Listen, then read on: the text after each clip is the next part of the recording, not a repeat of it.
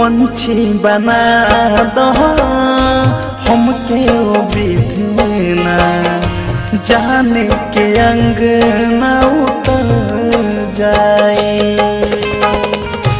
पंछी बना दो हमके ओ विधना जाने के अंगना उतर जाए।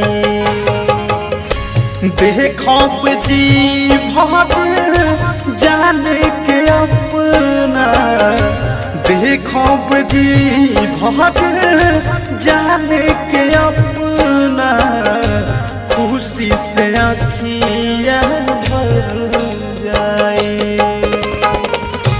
पंछी बना दो हमके वो विधना जाने के अंगना उतर जाए।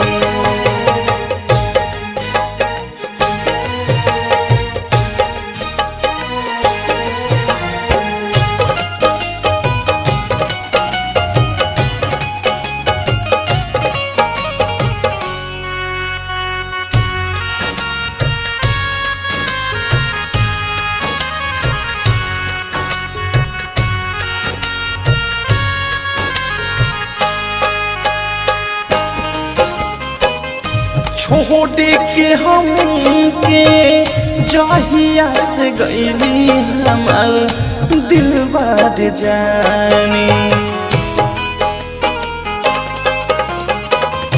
सहे ना जुदाई नींदिया से अखिया झड़ झड़ गिरत पानी। देख के फोटो तड़पी बाकी कुछ नहीं आँखियाँ कर पाई। पंछी बना